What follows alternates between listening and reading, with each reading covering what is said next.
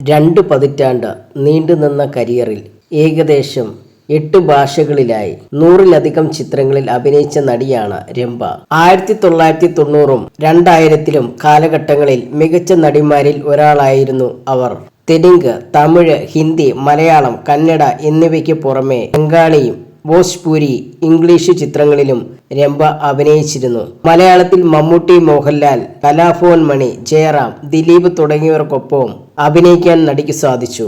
ഇപ്പോൾ behind the goods ടിവിക്ക് നൽകിയ അഭിമുഖത്തിൽ കമലഹാസനെ കുറിച്ച് പറയുകയാണ് രംഭ. സിനിമയിൽ ഡയലോഗ് പറയേണ്ട സമയം വരുമ്പോൾ കമലഹാസൻ സാർ തന്നെ ഒരാളാകും. ഡാൻസ് ചെയ്യേണ്ട സമയത്തും വേറെ തന്നെ ഒരു കമലഹാസൻ സാറിനെയാണ് കാണുക.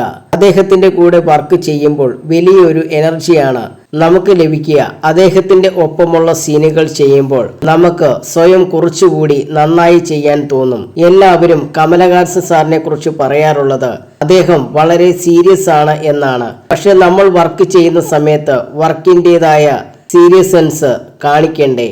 അതുതന്നെയാണ് കമലഹാസൻ സാറും ചെയ്യുന്നത്. ഒരു അഭിനയ നേതാവ് എന്താണ് ചെയ്യേണ്ടത് അതാണ് സാർ ചെയ്യുന്നത്.